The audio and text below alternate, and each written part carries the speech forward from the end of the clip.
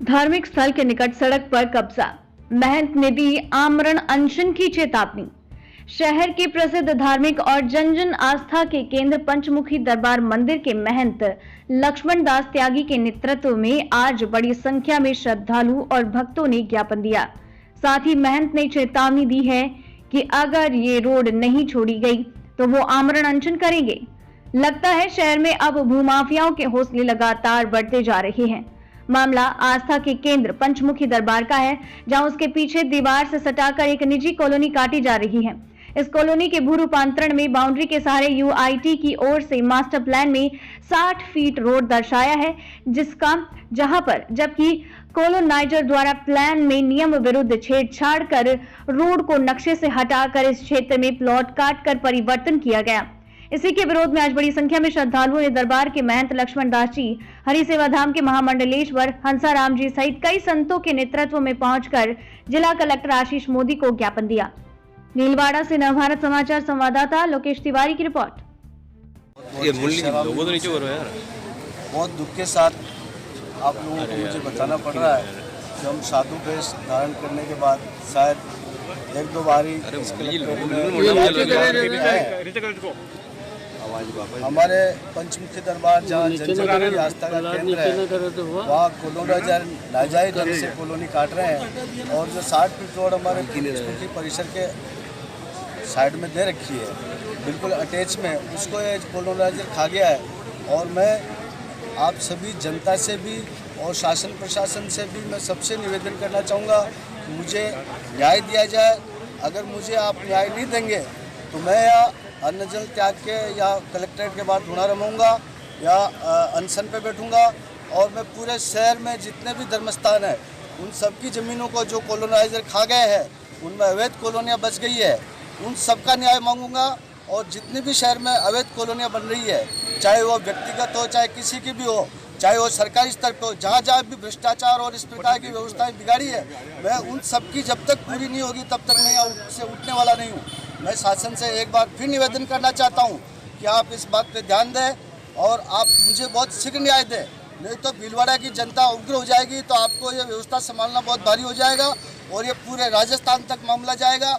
राजस्थान में जितने भी देवस्थान की भूमि है उसका मैं मुक्त करा के ही दम लूँगा, नहीं तो मैं अपने प्राणों को भी न्यौछावर करने को तैयार हूँ। और शासन प्रशासन पूरे ध्यान से इस बात को मेरी को सुने। और मैं भीलवाड़ा की जनता से भी आग्रह कर रहा हूँ कि आप मेरे साथ सब हाथ उठा के कदम से कदम मिला के खड़े रहिए, मैं जरूर न्याय लेके ही दम लूँगा। बोलो श्री पंचमुखी दरबार की जय। हाँ सर, ये जो पंचमुखी दरबार आश्रम में जो विवाद सामने आया सर यूआईटी को लेकर, सर अभी आपने कुछ अधिकारियों को भी बुलाया है, अब अगला कदम प्रशासन की तरफ से क्या है सर?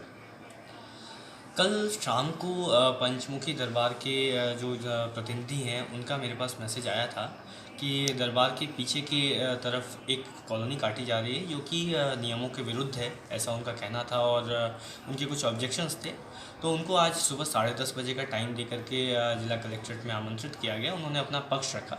इसी दौरान यूआईटी के जो सक्षम अधिकारी हैं, डीटीपी हैं और सेक्रेटरी हैं, सेक्रेटरी के एब्सेंस में ओएसडी वगैरह और इंजीनियर्स के साथ बैठ करके वार्तालाप की गई।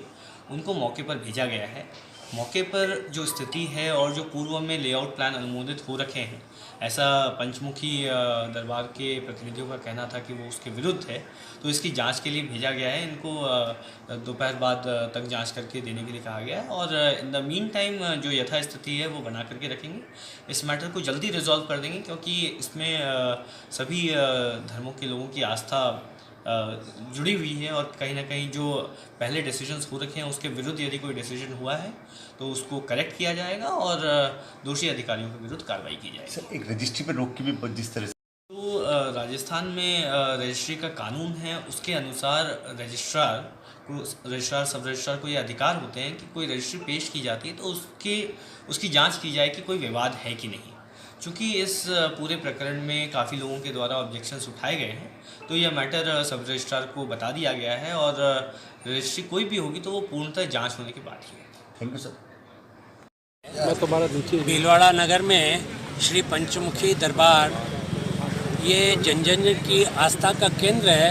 यहाँ एक समाज नहीं, सभी 36 कौम यहाँ से जुड़ी हुई है। और जिस प्रकार से आश्रम की बाउंड्री के पीछे की तरफ कॉलोनाइज़र या यूआईटी की तरफ से किसी की तरफ से भी कोई भी भूल हो, हमें उससे कोई वास्ता नहीं।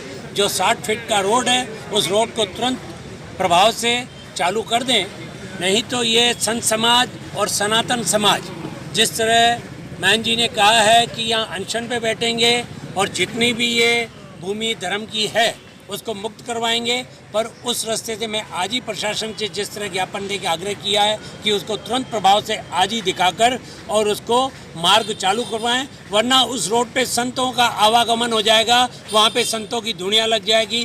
प्लॉट तो क्या, कॉलोनी भी वहाँ नहीं चलेगी, फिर सभी संत भगवान अपने धुने लगा देंगे। फिर प्रशासन और शासन दोनों के पास ये समाचार जाएगा कि जिस तरह महाराष्ट्र ने कहा है ना कि यहाँ तब तक मैं रहूँगा जब तक आत्मदाह, ऐसे नहीं हो भरतपुर की तरह महापुरुष और संत भगवान सनातन समाज को लेके किसी ऐसी आए। तो मैं यही कहूँगा प्रशासन से, आज तुरंत प्रभाव से इसकी रजिस्ट्रियाँ भी रुकवाएं और तुरंत प्रभाव से इस पे रोड चालू करवाएं।